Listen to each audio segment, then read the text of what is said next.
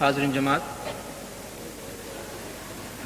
جیسا کہ آپ کو یاد ہوگا کہ ہماری دعا کی تشریح اور تفسیر کے بارے میں کچھ تمہیدی باتیں اور سورۃ الفاتحہ کی تشریح کے بارے میں کچھ باتیں کل میں نے آپ کے سامنے پیش کی۔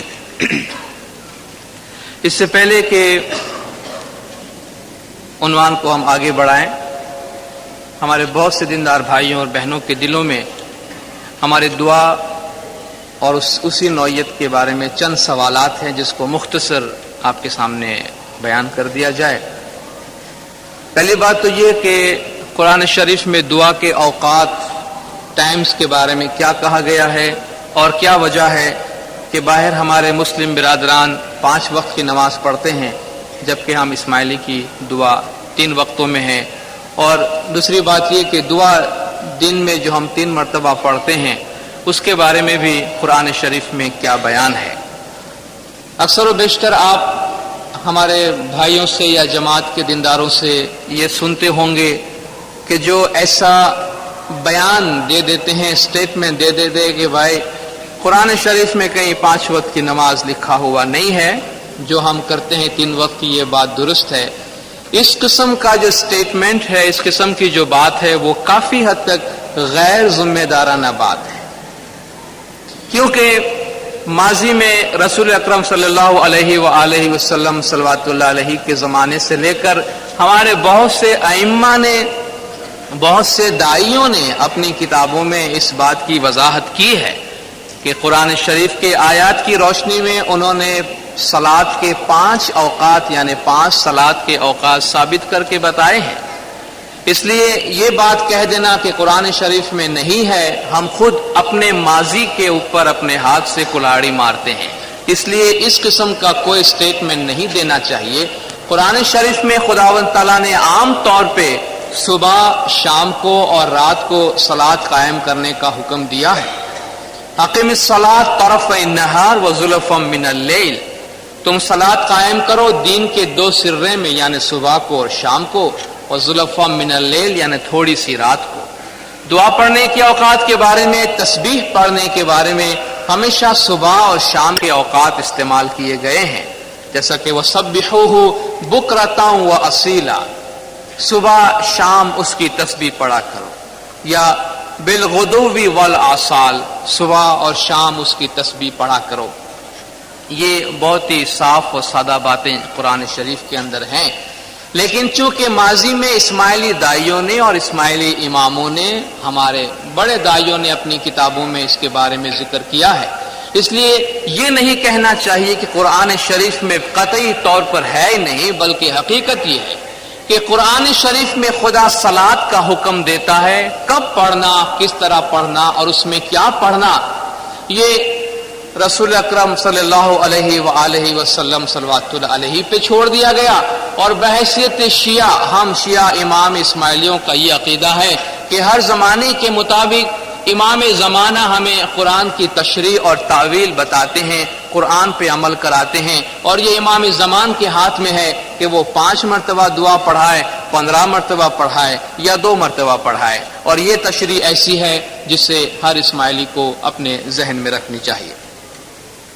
دیندارو، کل تک ہم نے سورۃ الفاتحہ کی انتہا تک ڈسکس کیا تھا، اور آج ہم پہلے ہی پارٹ میں اس سے آگے بڑھتے ہیں جہاں قرآن کی آیت، قرآن کی سورہ ختم ہوتی ہے، اور اب مومنوں کی طرف سے دعا کے بارے میں، صلاۃ کے بارے میں کچھ بات ہوتی ہے جو یہ کہتا ہے سجد وجہی الیک، میرے چہرے نے تیرے آگے سجدہ کیا۔ اور پارٹ کے آخر میں بھی اللہم لک سجودی و طاعتی کہہ کے ہم سجدے میں جاتے ہیں۔ سجدہ کرنا اور سجدے کے بارے میں کچھ کہنا اور سجدے کے معنی کو سمجھنا، اس میں زمین و آسمان کا فرق ہے۔ میرے چہرے نے تیرے آگے سجدہ کیا، اس کا مطلب یہ ہے کہ میں نے یہ قبول کیا، میں یقین کے ساتھ آپ کے سامنے یہ کہتا ہوں اے خدایا کہ میں تیری فرمان برداری قبول کرتا ہوں۔ سر کو جھکانا یا سجدے کا مطلب ہے کہ جس کے آگے آپ تسلیم کرتے ہیں، سر تسلیم خم کرتے ہیں اس کی تابعداری اور اس کی فرمان برداری کو اپنے سر پہ لیتے ہیں. جس طرح ہم گنان میں کہتے ہیں کہ ماں تا تم نے جانو اور نہ جانو کوئی، ہمارو مستک تمہارے ہاتھے جیا نہ کو تیا تھا، کہ ہمارے ماں باپ جو کچھ ہیں وہ آپ ہیں، ہمارا سر آپ کے حوالے ہے. تو سجدہ کرنے کا مطلب ہے انسان تابعداری کا قول دیتا ہے، مومن تابعداری کا سر خداوند تعالیٰ کے آگے جھکاتا ہے. سجد وجہی الیک وتوکلت علیک، اور ہم نے تجھ پہ بھروسہ کیا. کس پہ؟ یا رب العالمین. سجد وجہی الیک وتوکلت علیک منک قوتی وانت عصمتی یا رب العالمین. اے سارے جہانوں کا پالنے والا، میرے چہرے نے تیرے آگے سجدہ کیا اور میں نے تجھ پہ توکل کیا، تجھ پہ بھروسہ کیا. I rely upon thee. اور توکل ایک ایسا لفظ ہے جس کو عام طور پہ بڑی غلط فہمی کے ساتھ قبول کیا جاتا ہے. توکل بھئی اللہ کے بھروسے، ہم تو اللہ کے بھروسے جی رہے ہیں جناب. گھر میں بیٹھے ہیں، نہ کام کاج پہ جاتے ہیں، نہ ہاتھ پاؤں مارتے ہیں، کہتے اللہ میاں کا فرمان ہے، وقت آئے گا تو چھپڑ پھاڑ کے دے دے گا، نصیب میں ہوگا تو آسمان سے بھی آئے گا، نہیں ہوگا تو زمین کھودیں گے تب بھی نہیں ملے گا. تو بہتر ہے گھر میں بیٹھے رہیں. توکل تو علی اللہ، ہم نے تو اللہ پہ بھروسہ کیا. خدا خود قرآن میں کہتا ہے فَتَوَكَّلُوا عَلَى اللَّهِ إِن كُنتُم مُؤْمِنِينَ، اگر تم مومن ہو تو خدا پہ بھروسہ کر لو. تو ہم تو جناب اللہ پہ بھروسہ کرتے ہیں. قرآن شریف اس قسم کی توکل کو بالکل قبول نہیں کرتا. وَأَلَّيْسَ لِلْإِنسَانِ إِلَّا مَا سَعَى، انسان کو اس کی کوشش کے بغیر کچھ بھی نہیں ملے گا، یہ بھی قرآن کہتا ہے. اس لیے کبھی بھی توکل کے معنی میں یہ نہیں لینا چاہیے کہ بھئی کوشش نہیں کرنی ہے، کام نہیں کرنا ہے، محنت نہیں کرنا ہے. حضور اکرم صلی اللہ علیہ وآلہ وسلم صلوات اللہ علیہ کے پاس توکل کے بارے میں ایک آدمی آ کر کہنے لگا کہ یا رسول اللہ، میں اللہ پہ توکل کرتا ہوں، میرے اونٹ کو چھوڑ دوں؟ خدا پہ توکل کر کے میرے اونٹ کو باندھے بغیر ویسے چھوڑ دوں، کہیں جائے گا نہیں؟ تو آپ نے فرمایا پہلے اس کو باندھو، اعقلھا وتوکل، اس کو باندھو پھر خدا پہ توکل کرو. بار توکل زانوے اشتر بے بند، خدا پہ توکل کرتے ہوئے اونٹ کے ٹانگ میں رسی باندھو. ابھی ہم جماعت خانے میں آ کے بیٹھے ہیں اور ہمارے گھر میں کوئی ہو یا نہ ہو، کیا آپ نے اپنے گھر کے دروازے بند کیے ہیں یا کھولے رکھے؟ اگر گھر میں کوئی نہیں ہے توکل کر کے چلے آئیے، دروازہ کھلا رکھ کے، کہ بھائی خدا کے بھروسے نہیں. خدا ایسا توکل نہیں کہتا. اگر ایک تالا پہلے سے ہے تو دوسرا تالا بھی ماریے اور اس کے بعد اللہ کے بھروسے جماعت خانے میں آئیے. خدا کبھی یہ نہیں کہتا کہ گھر بار سب کھلا چھوڑ دو اور خدا کے راہ میں چلے آؤ، خدا پہ بھروسہ کرو. ایسا بھروسہ کبھی بھی نہیں. مولا فرماتے ہیں اپنے فرمان کے اندر کہ ہم تمہارے لیے دعا کرتے ہیں لیکن تم خود بھی محنت کرو. بمبئی کی ایک جماعت نے مولا سے گزارش کی یا مولا آپ دعا کریں ہمارے بزنس میں ہمیں نفع ہو، فائدہ ہو. مولا نے فرمایا ہماری دعا ہے تمہیں فائدہ ہو، لیکن تم بھی سو مت رہنا.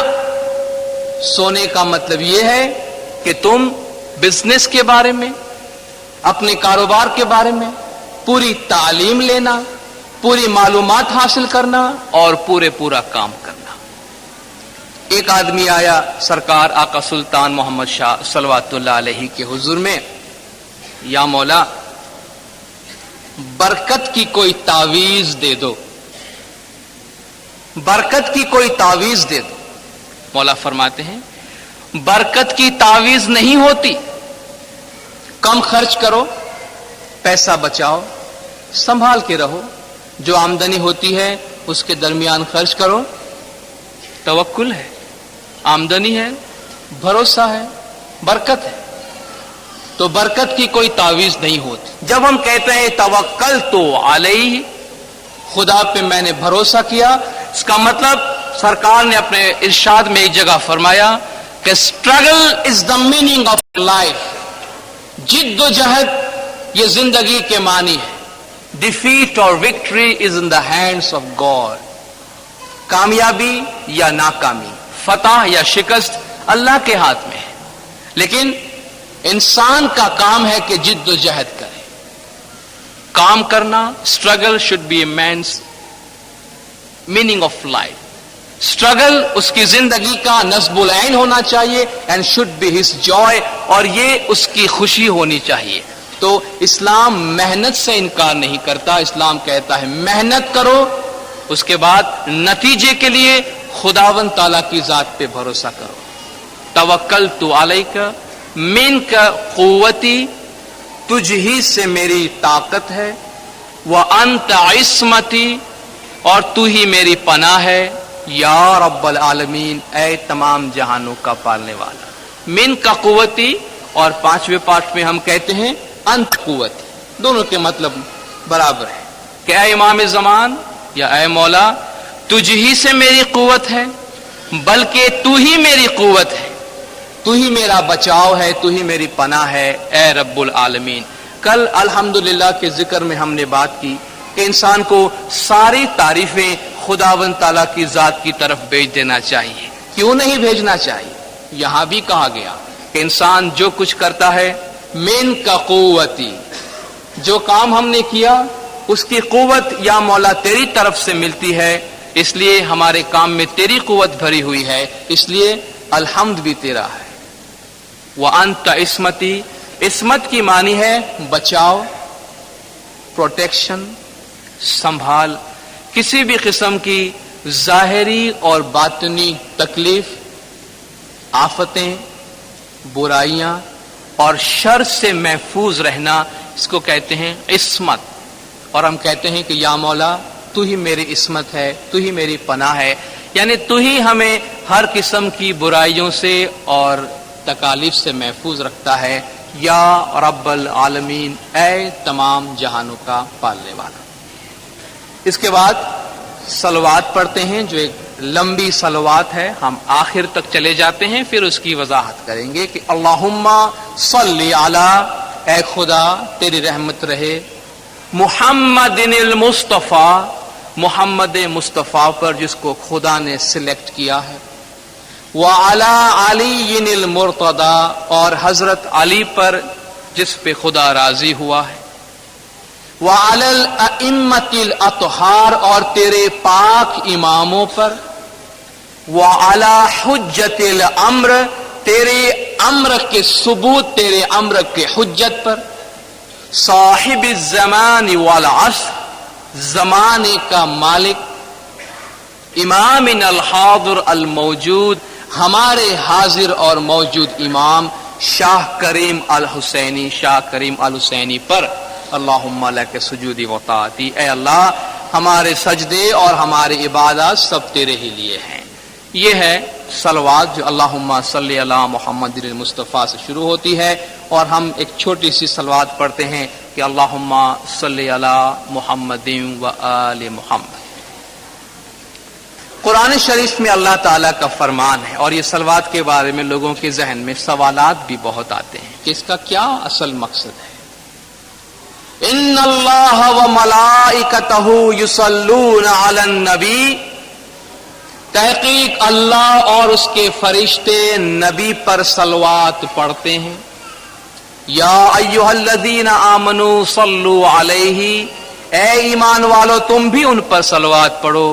وسلموا تسلیما، اور اسے قبول کرو، ایکسپٹ کرو جیسا کہ کرنا چاہیے، یا اس پہ متواتر تم سلام پڑھتے رہو، جس کا عام ترجمہ یہ ہے کہ اللہ اور اس کے فرشتے رسول پر اپنی رحمت نازل کرتے ہیں، اور مومنوں سے بھی کہا گیا کہ وہ اپنی طرف سے خدا اور ملائک جس طرح پڑھتے ہیں اس طرح وہ بھی رسول پہ صلوات پڑھتے رہے.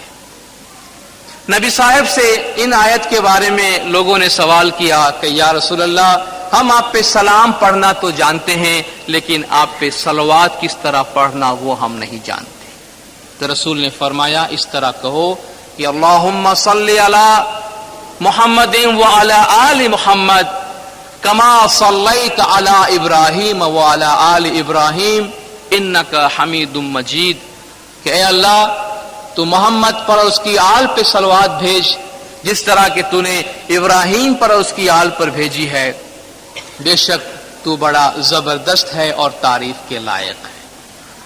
نبی صاحب پہ کسی نے اس طرح صلوات پڑھی، اللہم صلی علی محمد، تو آپ نے فرمایا لا تصلی علی صلاۃ بترا، مجھ پر دم بریدہ یعنی ادھوری صلوات نہیں پڑھو، ایسی صلوات نہیں پڑھو جس میں سلسلہ نہیں، جس کی دم کٹی ہوئی ہے۔ بترا کا مطلب یہ ہے۔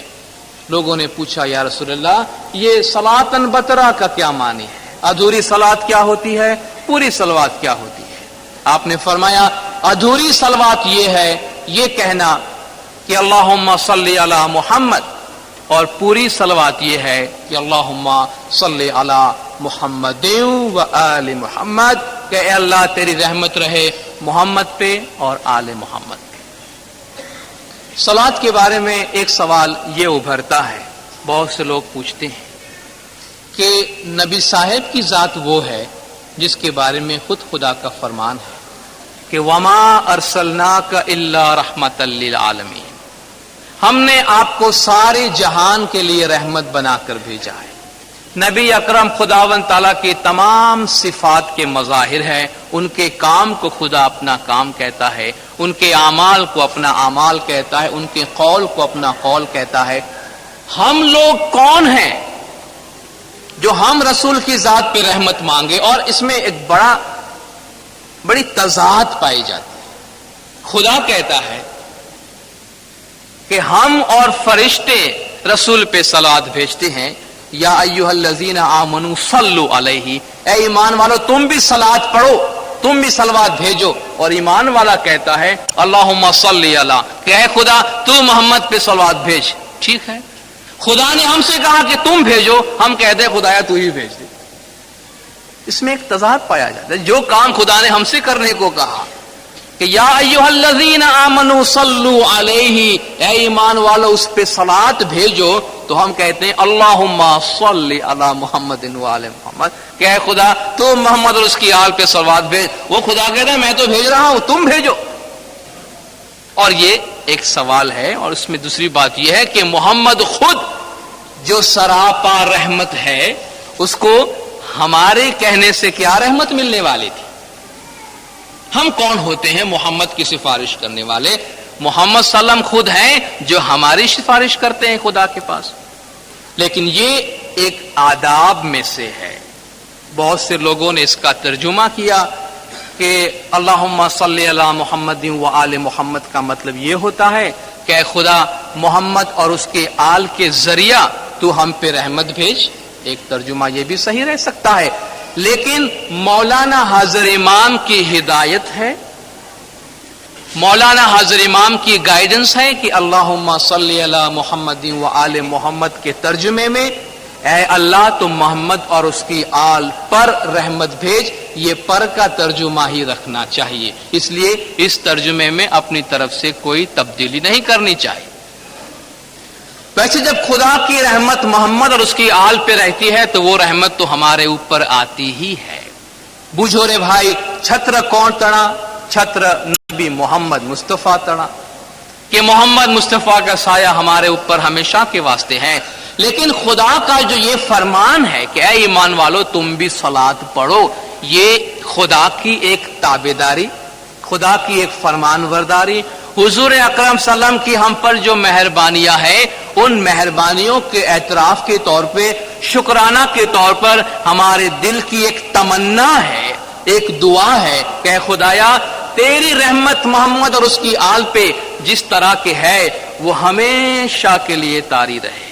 جس طرح کہ ہم امام زمان کے بارے میں بھی یہ تمنا رکھتے ہیں کہ امام زمان کا سایہ ہمیشہ ہمارے اوپر قائم رہے، بالکل اسی طرح صلوات کے اندر ہماری ایک تمنا ہوتی ہے۔ صلوات کا ایک اور ترجمہ بھی ہے جو سیدنا حکیم ناصر خسرو نے اپنی کتاب وجہ الدین میں بتائی ہے کہ صلوات کا مطلب جہاں درود بھیجنا اور رحمت بھیجنا ہے، وہاں صلوات کا ایک مطلب ہے پیچھے چلنا، فالو کرنا۔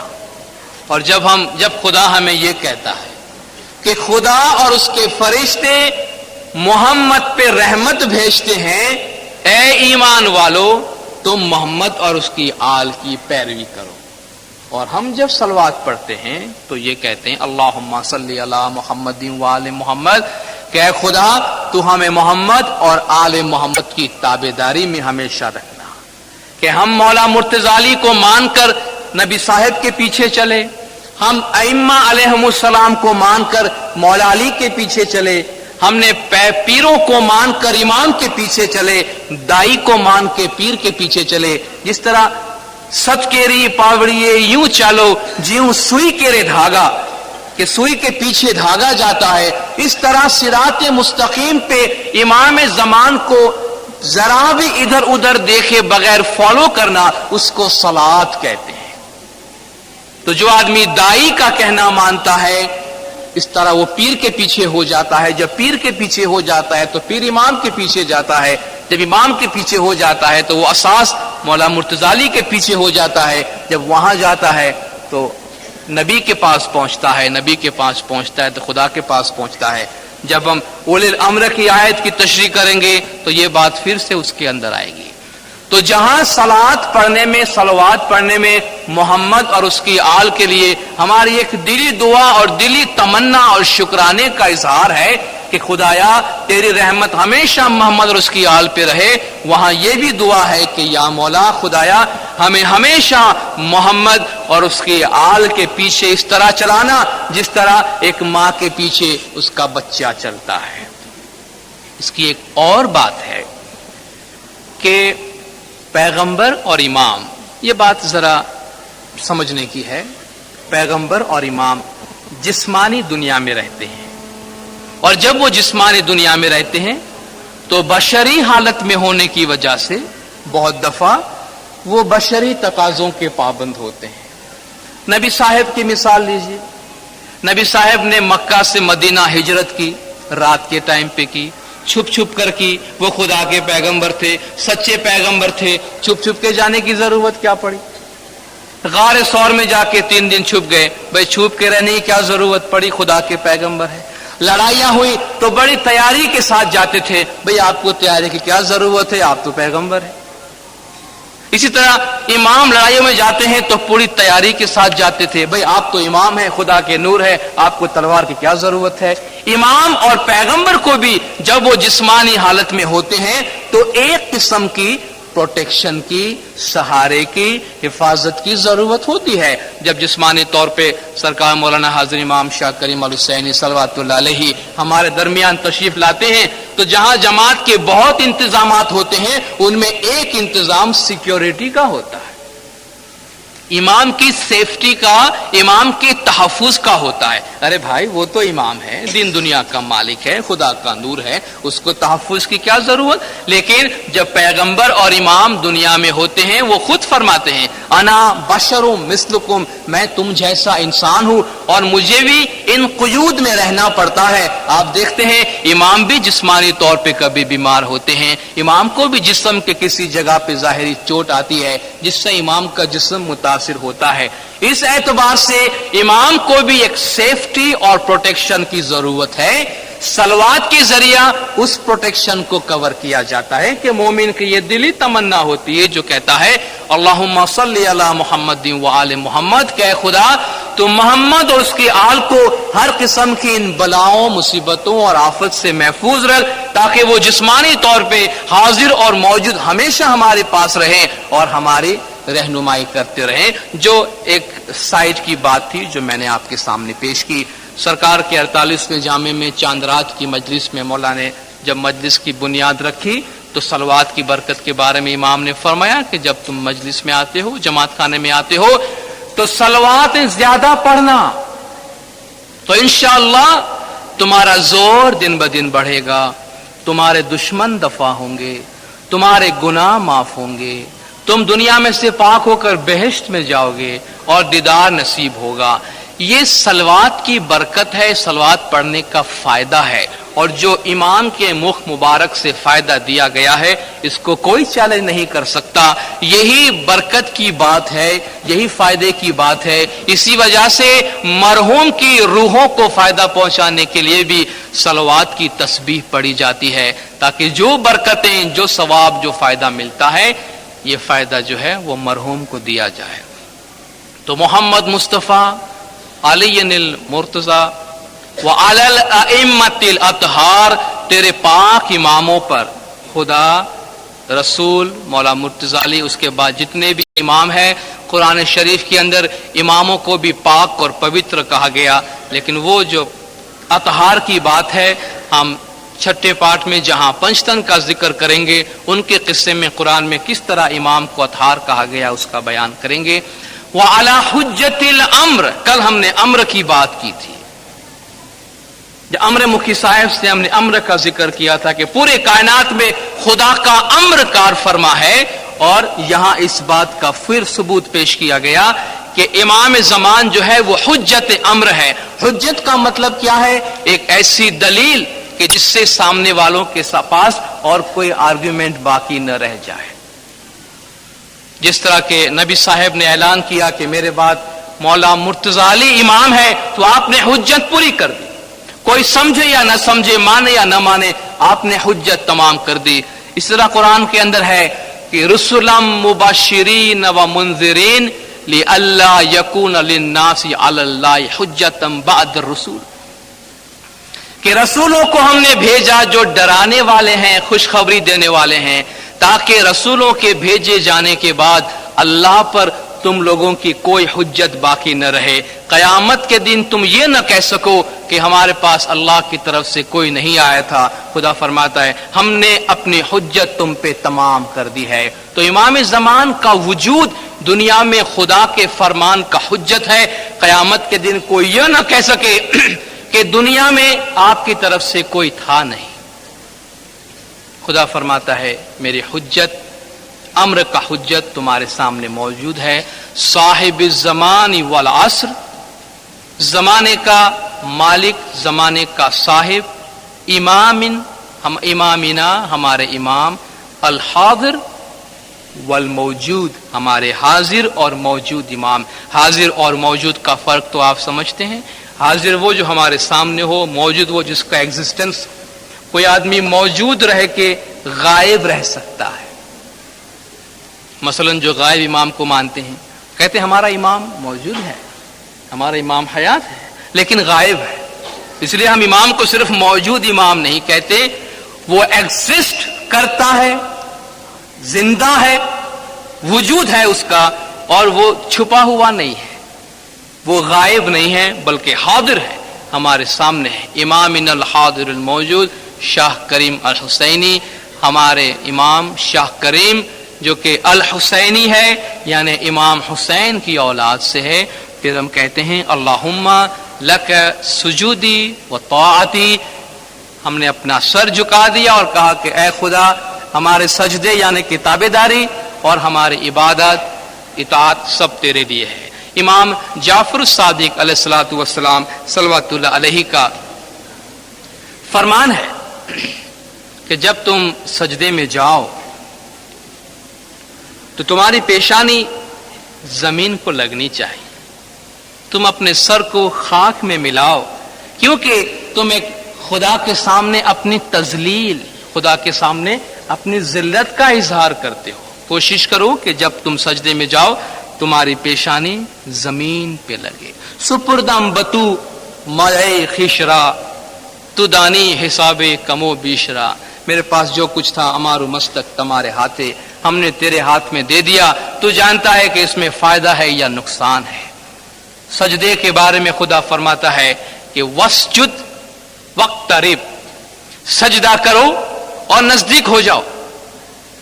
بڑی عجیب بات ہے، وسجد وقترب، سجدہ کرو خدا سے نزدیک ہو جاؤ، یعنی سجدہ کرنا ایک ایسی بابرکت اور پرحکمت بات ہے کہ سجدے سے انسان خدا کے قریب ہوتا ہے۔ تو محض ظاہری سر جھکانا نہیں، اگر ظاہری سر جھکانا ہوتا تو ابلیس سر جھکا لیتا آدم کے سامنے اور کوئی مسئلہ ہمارے لیے پیدا ہی نہیں ہوتا، لیکن جب خدا نے فرمایا کہ ابلیس، عزازیل، سجدہ کرو، اسجدوا لآدم ابا واستکبر، تو اس نے بڑائی کی کہ کہ میں ایک الگ پیدائش ہوں اور آدم مٹی کی پیدائش ہے، میں اس کی تابعداری کیسے قبول کر سکتا ہوں؟ اور اس نے نہیں کیا۔ ہم سے کہا جاتا ہے کہو کہ میرا سجدہ یعنی میری تابعداری خدا کے لیے ہے۔ ہم نے فرمان برداری قبول کی، اور مولا کا فرمان ہے کہ جب تم سجدے میں جاؤ تو دعا مانگو کہ خدایا ہمیں اصل مقام میں واصل کر۔ جس طرح ایک بچہ جب ماں سے بچھڑ جاتا ہے اور دعا مانگتا ہے، کھو جاتا ہے، تو ماں سے ملنے کے لیے دعا مانگتا ہے، اس طرح کی دعا تم سجدے میں جاتے وقت مانگو کہ خدا تمہیں اصل میں واصل کرے۔ یہاں آ کے پہلا سجدہ ہمارے دعا کا مکمل ہوتا ہے اور پہلا پارٹ مکمل ہوتا ہے۔